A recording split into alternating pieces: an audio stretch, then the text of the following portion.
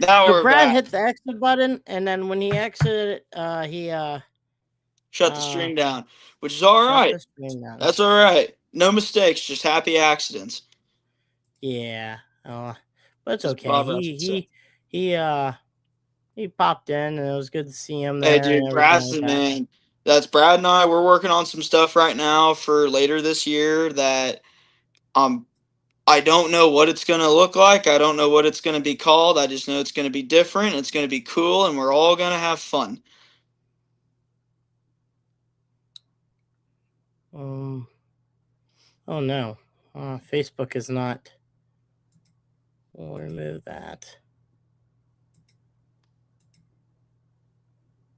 We'll put Facebook back on.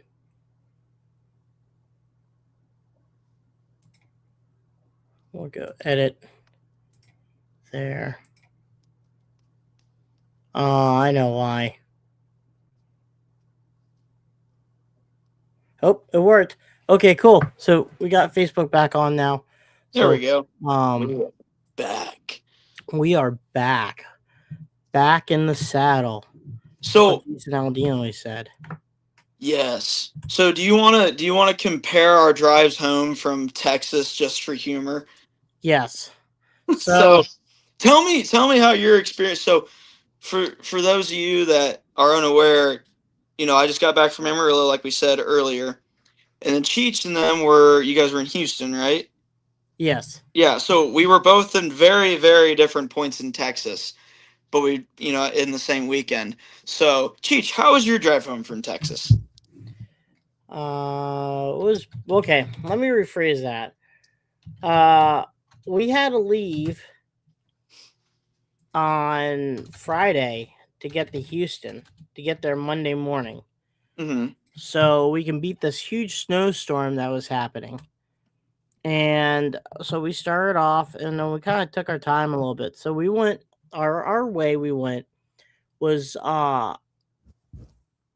57 to Yep. 55, Mm-hmm. 55 to 12, Okay. and 12 to 10. Then we followed 10 to Beaumont, and then we did Houston that way. That tells you how much further south you guys were from us. Because I was at Interstate 40. I was at I-40, and you guys were all the way at I-10. Yeah. So so when we went there, we beat the snowstorm. So we were doing our time. We spent there, and then on our way, so we did our gig that I talked about earlier in the program about we got there and all that jazz, and then on our way back was Sunday night. We stayed the night at Beaumont, and we started trucking, and I found and went to the same route. And I looked at Mandel, and I was like, um, "You think we could pull it off?"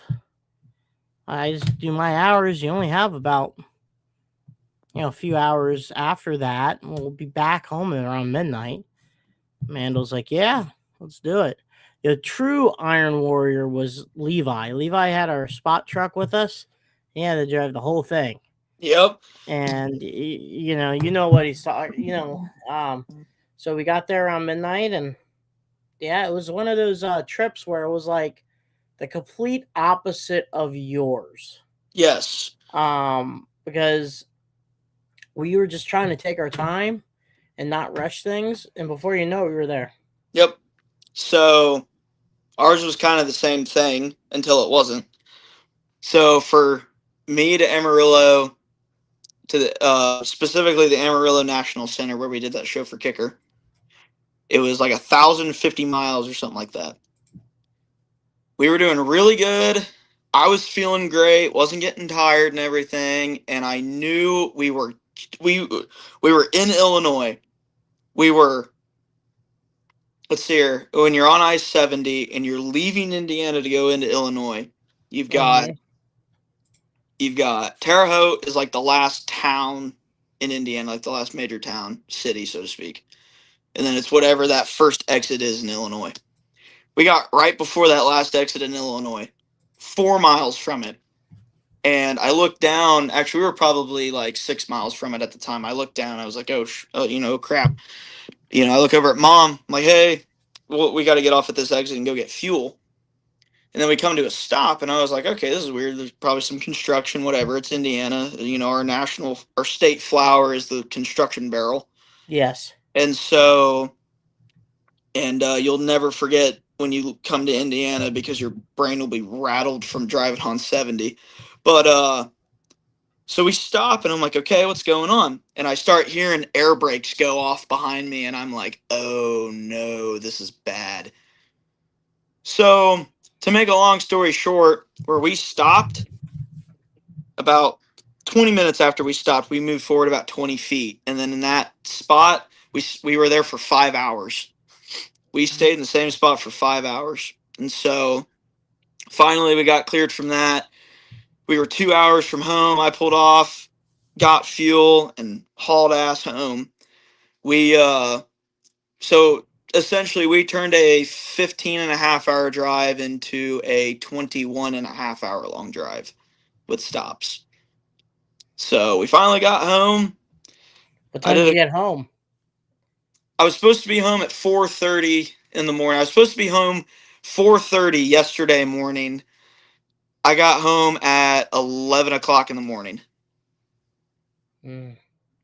So So you, so you pretty much had a or 10 in the pretty much morning. like a 12-hour ahead of us with the traffic. Yep, yep. It was rough, but I mean, I always say, hey, you know what? At least I wasn't the one in the accident. What ended up it being was right before the exit that I needed to get on. There was a semi wreck. And, normally you would think that they would just shove everything over and get as much out of there as they can so they can at least open one lane up and start getting people to merge. Yeah, No, they had the interstate closed until the interstate was ready to go both lanes. And then once the lanes were open, we were gone. man. Yeah, complete opposite. Yeah. But it is what it is. We got home, the monster truck's still in the trailer. Before I loaded it up, I went through, I washed it, pre-raced it a little bit, or no, sorry, I didn't pre-race it. I'm going to do that in the shop. But I've got a couple weeks to prep for Saginaw. That's my biggest thing right now is just making sure that the truck's good to go for Saginaw. Because I mean, I'm not going to prep it any more or any less than I already do, but there are a couple things I want to check. Just if there is a problem, I'd like to find it while it's a cheap issue. Gotcha. Yeah, yeah. Find the situation and get there before it happens to you there. Or when Absolutely. they call you going, hey, come on up. And you're like, oh, shoot. Yep. We got a few more questions. Yeah.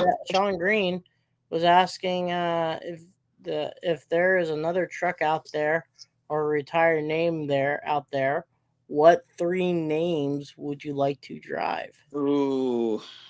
Oh God. There's a few cool ones. Pure Adrenaline is one. My best friend Nick Shin that drove for Roger Gallagher for a year, or I guess kind of like a year or two, off and on. That was one truck he wanted to do. He was unaware that that was already a truck. I'd like to do Wild Hair, but Michael Harper he has the copyright to that now, I believe. Don't quote me on that. Which if he does, good for him. Um, man, God, I don't even know. War Wagon. War Wagon. Well, I've talked to War Wagon is one. That is one that I want to do, but Andy Hoffman, that is not a retired name. Andy Hoffman still has his truck. Um, Andy Hoffman's truck is done. It just needs a body on it, and he's got some ideas that he's wanting to do. Um, so when Andy's a snowbird, and I don't blame him, but instead of going to Florida, he gets really bougie with it. He goes to Hawaii. So, which the time difference works out because I called Andy at 3 o'clock in the morning here, and he's 6 hours behind. And he'll be like, "What in the world could have you possibly broke to be calling me at 3:30 in the morning Indiana time?" And I was like, and I'll just tell him, Andy, you're not going to believe this. But yeah. So I would like to do. I'd like to do Stomper Bully. Um, I would love to do a memorial body for Joe Nichter. Um, I believe that's something that might already be in the talks. Um, but I've got, I definitely want to do something. Because you know, a lot of people probably don't know this, but with Nichter, he had a truck called Bluegrass Stomper. It was an Mm-hmm. old V cradle, had petty bones under it. It went to Germany, and I think it's still being ran as Bluegrass Stomper. So that might be one that just in the theoretical world of it, that'd be a cool one. I've got a handful of them, but top three, I would have to say Wild Hair, a version of a previous Stomper, or maybe uh War Wagon. I guess mine would be Executioner Big Boss Rambo. Ooh, oh man, never mind. Scratch mine out. Oh man, Wild Hair, Wild Hair, Skull Bandit, Wild Hair, Skull Bandit, and yeah, Executioner's up there too. Yeah, people always like that's a cult truck. Yeah, Even yeah. though my bosses want to Wild get Hair, away yeah, from it. yeah. Wild Hair, Stomp, yeah, yeah. Wild Hair, a form of Stomper, Executioner. Yeah, final answer. Yeah, My final answer is still yeah, Executioner Big Boss Rambo. yeah. Rambo was a cool one. I always liked Rambo.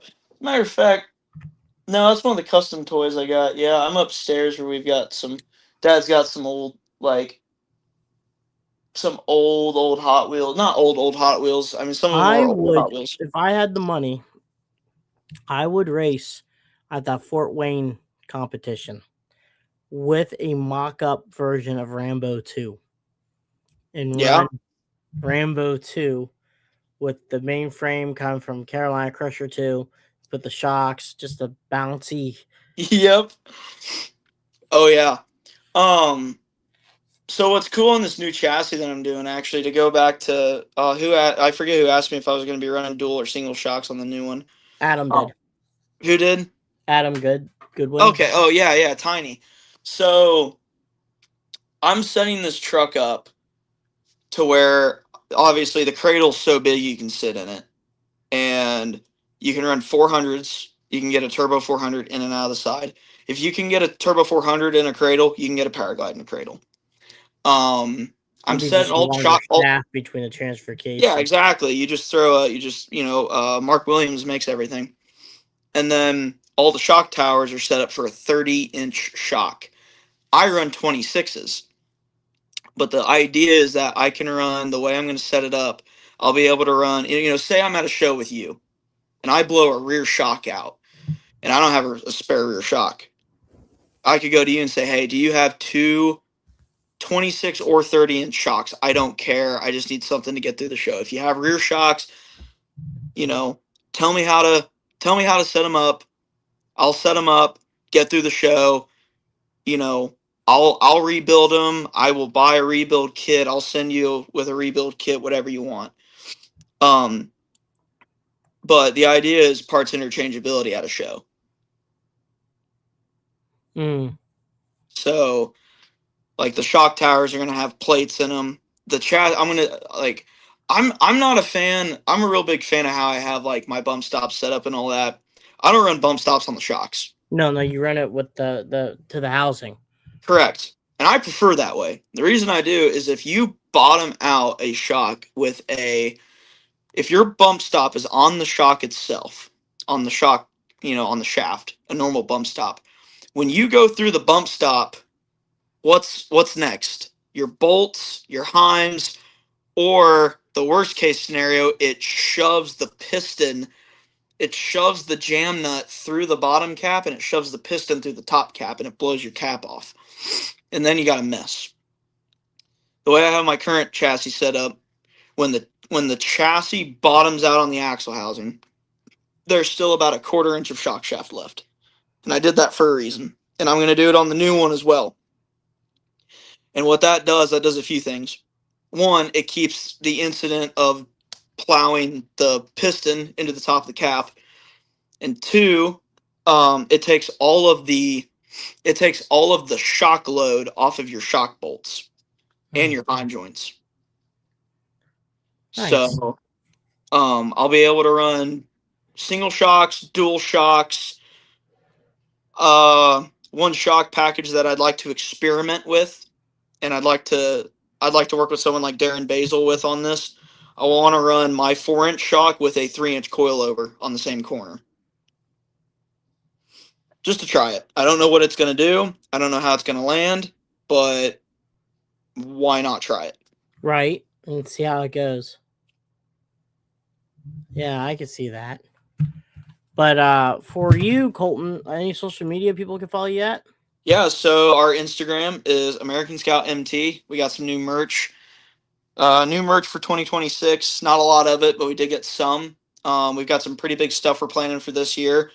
Like I said, I don't know what the new thing I'm doing is going to look like. I don't know what I'm going to call it yet. I know what the body's going to look like. I know it's going to be cool, and we're gonna have a good time. Facebook is you can just look up my name, Colton Kaiser, and what'll pop up is my personal Facebook and the Monster Truck Facebook. Um, I actually just ordered GoPros last night. I say we. I'm going to start kind of experimenting with the YouTube thing this year. Ooh. Try and figure that deal out. The kind of content that I'm going to make is going to be Oh, something. Colton, Rico's still yelling about clutches. Oh, that's funny. I'll have to tell that story, that brief story Go after ahead. this. But for anybody out there that watches the Outdoor Boys on YouTube, one of my favorite YouTube channels, the way that he kind of does those videos is kind of how I'm wanting to do videos with monster trucks. But yeah, and Outdoors to Boys did a Monster Jam video a few years back. the who did? Outdoor Boys. Oh, they did. I didn't know that. Yeah, they went to see Monster Jam. Oh, good for them. Um, to reference what Nick Davis just said about Rico still yelling about clutches. Last night we were talking with Kevin Rico, and we were coming up with some ideas on how to get the transmission out of a monster truck while still having either a reverser box or basically building our own form of a centrifugal clutch for a monster truck. Interesting. Yeah, it's a very interesting idea. It can work. Um, Somebody would just have to do it, and I don't see why it wouldn't work. But it's just something new. It's something different. And instead of having to go through gears, you're just 1-to-1 at all times. So like a CVT. Yeah, it's the same form. It's the same idea as a CVT, but not a CVT. Because a CVT Uh, is like a band, isn't it? yeah, CVT is a constant velocity transmission, kind of like Yeah, our a lot CB of Asian axles. vehicles run it. Yeah, exactly. And it's got a belt in there, and those belts shred really easily. But what we're Mhm. talking about is more of a centrifugal clutch on that you would see on like a 4-wheeler or like a Rico was describing it to like a T Max RC truck. Okay. Yeah, and it's an interesting idea, and it's something that I'm not opposed to brainstorming and daydreaming about enough to brainstorm it. But it's definitely going to be something interesting if somebody does decide to do it. Rico Rico is one of my favorite human beings on this planet, and especially in monster trucks. And the only thing keeping him from being one of the craziest legends on the planet is about $15 million. I always say if some of us some of us would be dangerous if we had money. Not because we would do bad things, but because we would have some of the coolest stuff on the planet that you couldn't get parts for. We would just have all this one-off junk laying around that we'd be having fun with. Rico is one of those guys where he has that old sense of adventure and Yes. stuff that can still work and stuff like and try new things in the monster truck world. Think outside the box. I think early 90s would have been his cup of tea. Yeah. That is something we talked about too. You know, Nick Davis and I, Enrico, we all talked monster trucks obviously. I've got some ideas for some shows that I'd like to talk to promoters about doing this year. Instead of doing your traditional instead of doing your traditional, wheelies racing freestyle format that every show is, kind of go back to a racing oriented show that you can still do freestyle at. So take two wheel skills or wheelies or whatever you want to call it, and throw it in a dumpster and light it on fire, Yeah. and replace it with qualifying. I Okay. don't care if you do J hook, Chicago, straight line, the weird paper clip deal, over under. I don't care what race format you do. Anaheim Qualifying, style. racing, freestyle. And if you have a, Kind of like the overdrive stuff. yeah, sort of. So you do qualifying racing. If you have a six truck show, hypothetically, if you have a six truck show, Yes. your top four trucks in racing will go freestyle. Unless if one of those four trucks is broke, you send one of the other two trucks. So, and if you got to fill time, send all six trucks. Who cares? You have two extra trucks to freestyle. But let it be known to the crowd that these guys on the track, that us drivers on the track, are trying to win and be competitive, so we can come out and freestyle. Kind of the reward for winning racing is getting to come out and celebrate. And so if you can do that and do a six truck show where like I said, your top four trucks come back out to freestyle, great. Or if you have a four truck show, your top three trucks can come out and freestyle. You know, which honestly, if you have a four truck show, you're probably going to do a traditional style show anyways, just because that four truck show will go by so quickly. But regardless, there's stuff like that I'd like promoters to play around with a little bit more. That Oh or yeah. that or instead of doing one or two full shows in a weekend, say at a county fair, instead of doing two Mm-hmm. shows at a county fair, you can just go out and do maybe two freestyles a day for 2 days. So that way you're not putting an hour of runtime on your engine, you're putting 10 minutes of runtime on your engine. I always thought that after watching Supercross, I always feel like there is the thing where you could do monster truck racing and have another thing of monster truck freestyle. They Mhm. did in Supercross. Supercross, you have racing, you have FMX. So why can't you do that with monster trucks? Have Yeah. the guys run the freestyle and wad their stuff up and going like that. You know, uh, that goes around, and then you'll have your racing guys that like the race. Maybe they'll do a type of freestyle, but not like you know just do your thing. The obstacles are not bodacious. Like the Yeah. racing obstacles will be crazy, like going like over a bus and then coming Kind of around a kind of like turn. what Joey's done, what Joey Sylvester's done. Shout out to Joe Yeah. for with the outlaw stuff. We did Canfield. Canfield was a lot of fun. Especially when we did the buses long ways, that was a lot of fun. I quite enjoyed doing that. One show, I'll tell you a dream format that I'd like to do. Like if I were promoting a show, I would do qualifying, but you qualify like the tough trucks used to do in the 80s or maybe 90s, where you you have your rollers, and then you come around and you go over the big hill, and then you hit your cars, and then you plow into a tire. You know, back in the day when you used to have to hit the turn tire to complete your time. Like, why don't we do that, or just plow through a car?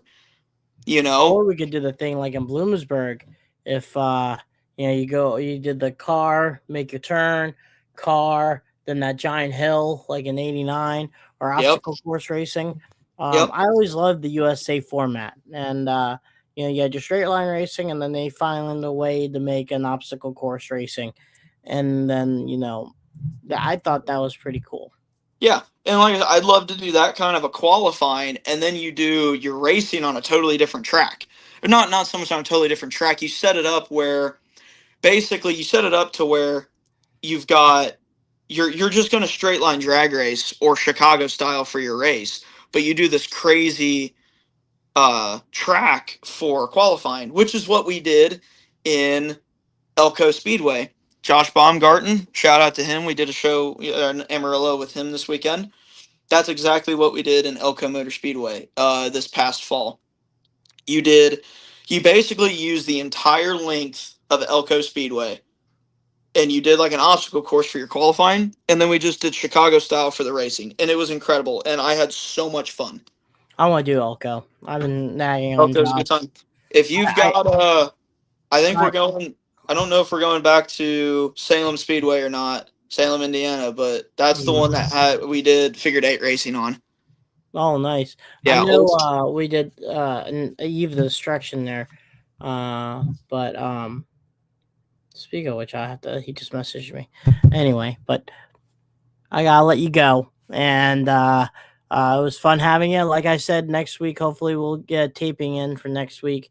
If not, it could be a break. Because I'll be in Florida heading to Daytona. So, we will let you know what's going on. So it could be a taping, or we'll take a break for next week. So once again, guys, thank you. This is a part 2. We have a part 1 if you guys want to go back on Facebook and YouTube. Thanks, Brad. Where's Brad at? You know, we're gonna make fun. Brad, we love you, dude. Yeah, Brad. You be person. Look at that. Sorry for messing up. You mess up everything, Brad. No, Brad, you're great, dude. Brad and I we're working on some we're working on some pretty cool stuff for this new deal that I'm doing. Like I said multiple times, You I know how don't many know. times I have chipped in on this podcast and I hit the button and I ended the podcast because I exit out. It's all good, Brad. It's good to see your face. It's good to see you're doing good at college, and hopefully you can kick this in the butt and go from there. Kobe Marshall's came back from the dead. Look at that, all Hi, toughest out. Colby. Hey, Colby, are you excited for Saginaw? Are you excited to watch my halfway destroyed body get fully destroyed? You excited for it? I'm pumped. I can't wait. I got a feeling they're gonna sweet talk. I got a feeling there's gonna be an encore. There's gonna be an encore, and We'll see what happens. I think Colby, you need to pull some strings to get some encore going on. Get these Saginaw fans all We're awesome. bringing Hoffman Jam to Saginaw. Yeah, Hoffman Jam's coming back to Saginaw since 1996. But once again, guys, thank you. Like I said, next week could be a taping, or we'll just take a break and for that week, and we'll get back on track the week after that. But Colton, I'll see you around. Probably call you on our trips. And Absolutely. I'm Everybody telling you, knows that if you got to call somebody to get you through your drive, call me. Better get your number. Yeah, same thing with me and Mandel. I know you call Mandel. Adam Pizzo has Hoffman's tank. Pizzo bought Yes. Yeah, so Tiny made that question. Yeah, so Alan Pizzo ended up buying the tank back. Yep. He also bought the trike. Yeah, which is incredible. Yeah. But anyway, Colby said, I'm telling you, it's going to happen. Yeah, probably. And it's going to be a good time, and we're all going to love it. Hey, it could be a possibility, Colton, that you're doing an interview. And if Hoffman's truck can do some pretty good wheelies, excuse my French, some butthole wheelies that Jerry Beck and all of them can do, I don't know. We may see some American Scout and the Toughest Monster Tour. Hey, we'll see what happens. We'll see how long it stays American Scout, though. Yeah, it's all good. You need a new body anyway. Bingo. When are you going to switch over to a Ford? I know you want to make a you know what's funny is I have the front clip off the King Kong body. I've got the front clip from it. And I gotta find a purpose for it. I got some cool ideas for it. I gotta find me a camper shell. Man, that'd be cool. Yeah, camper shell would be pretty cool. I know for a fact what I'm doing for that one. But this other thing that I'm doing, no clue. But that's the glory of it. Yeah, that's the glory of it. And one day you could think of another, the next day you think of another, and you just put it all together and go from there. See what comes out. Yeah, Absolutely. You can mix every flavor of soda on that freestyle machine, you and know, something will come out. next year you could possibly be a first gen Ram. I don't know, I could, or but a Toyota. I wouldn't subject myself to putting a ram body on my truck Why? because it already falls apart. I don't need it to fall apart even more. Same thing with Ford. That's why you have there's butt prints on the rear tailgate for you guys to sit down You know, waiting for the tow truck. you know what? I had enough transmission issues last year. I know what'll happen if I put a Dodge body on it. Well, now not anymore. They have the new new They ZF do. transmissions. They do. Not using another company putting Allison on the transmission that makes two transmissions for both Ford and Chevy. Yep. New Ford trucks have the same transmission as the Chevys. Yep. Yeah. Yes, they do. So don't know. I mean, it's nice to have a nice 12 valve or a 24 valve. You want to know what was also kind of nice having? A Hemi. You want Hemis with Zoomies. Where are the zoomies at, Cheech? We're I gonna know start where that. I know where Hashtag the Cheech needs zoomies. I know where the Zoomies are at. I It's know where they are too. They were 40 feet from us all weekend. they're up on the top loft in my trailer. Bingo. There's for zoomies up there. You know, you're right. You're right. I could do that. I wouldn't mind hearing that thing with funny car headers, not dragster headers. Cheech, I'll make them out of stainless, and we just won't tell the bosses about it. But I mean, but I was watching old Monster Block footage from Mhm. Action Tracks. I think back in 2007, no 16. I think Vinny is when before Vinny before uh Josh Gibson went 3D snakebite on 18. He was Mhm. running on the other one, and they were at DeCoin. I think it was 16. Yeah, that was Venom, Tailgater, Rammunition, Raminator, Bigfoot, Snakebite. I think that was the lineup. Okay. Anyway, I was listening to uh those trucks, and those trucks sounded good. Yes, dude, that was the golden setup that family events had forever. Was two Rams, two Foots, and tailgater. Mm-hmm. You know, that was all for years. You know, if you remember back in the, I mean, every generation has its heyday. You know, sport where you get into a generation of just badass stuff, and for them, that was their badass lineup. You knew if you were going to a show with two Ram trucks, two Foot trucks, generally you'd have Nolke there and maybe one other person. You knew you were getting a good show.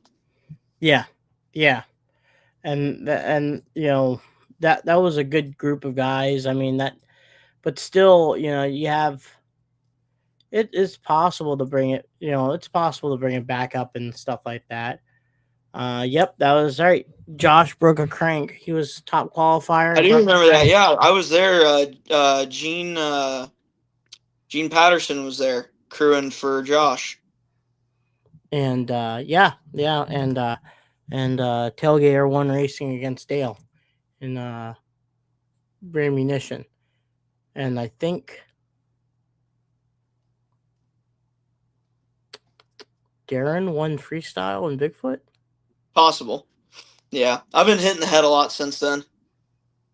Oh, in that DeCoin show though, Darren had a crap load wheelie during wheelies. It was a slap wheelie, and he just bounced it all around, but got back on We foot. love those wheelies. It was like a one. It was like a slap, and then the truck went like one, and don't, and then back. Oh yeah. Who was it? Was it Larry? Was it Larry Swim that did that at Indy one year and then pile drived into the car? The only time I ever saw that was when he did that and then landed on the side and destroyed 16. May have been that one. Or was it Was it? Darren that did that? Well, No, somebody did that at Indy one year and it Darren teetered. was driving the cow truck that Okay. year, Yes. and Okay. then 16 was I think the E3 spark plugs Bigfoot. Hmm. and then that's when he did the slap wheelie and just slammed the Oh, ground. You know, how did you, here's a question I want to ask. You have done both. The Indy, no, Rente was driving 18 that year. He did the jump, yep. I wasn't there for that, but Dad was. Dad was there for the jump. but I was trying to think. You did both Indy at the State Fairgrounds and at Danville. Yep. Is there anything particular that you noticed, or what you thought of the jamborees? I mean, even though, let me rephrase that, it's in different ownership. It's in the same ownership that it was a few years back, but when you did Yeah. it at Indy, it was Bonnier. Yep. Um, So, do you want to know the differences that I see in the jamborees specifically with yeah, Indy, between the or two, just yeah, with the tracks, or just yeah, with the teams? Indy and stuff. Okay, so I'll tell you the difference. I think the difference between Danville and the State Fairgrounds, just as a vibe in general, there are a few differences. What I like about Danville. So, well, here I'll jump to Indy to the State Fairgrounds. So, just for context of what I'm saying, when I say Indy, I'm talking about the State Fairgrounds. When I say Danville, I'm talking about where it is currently. So in Indy, it's iconic. You've got a really solid cruise route. A lot of people that have been going for years, love Indy. Going to Danville, Danville was like moving out of your childhood home if you had a good childhood. You're like, damn, I can't believe we're somewhere different. Like we've been doing Jamboree at Indianapolis since I don't know, but and then there's a very Since I short think amount of people, '91, maybe because the Marion County Fairgrounds is where the Indianapolis Four Wheel Jamboree used to be, which I've done shows there before, which and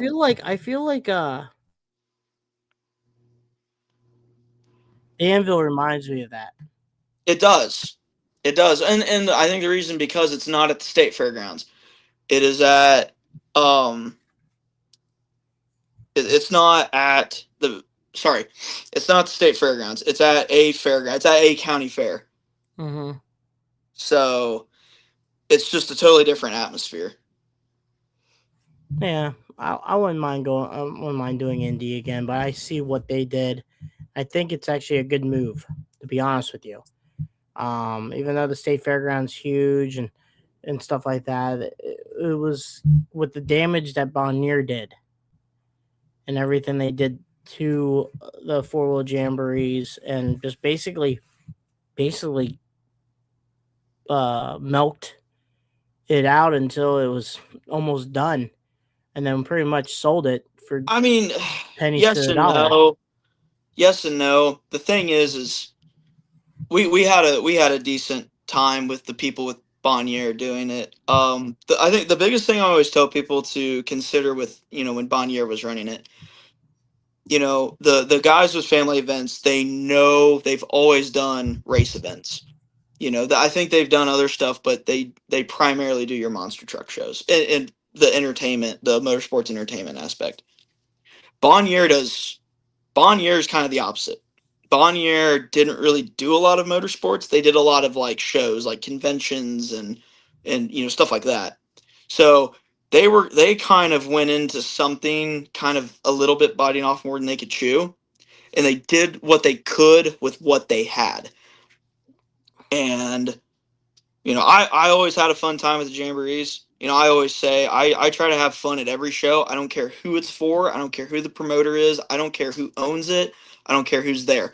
I try to have fun because at the end of the day, I'm just a driver. I'm just an independent contractor that shows up and has fun driving monster trucks with my buddies on the weekends. And so for me, the ownership didn't really matter, but I definitely saw what everybody was seeing. But here's what I'll say about the jamborees, and this has nothing to do with who owns it or runs it or manages it. It's actually the people.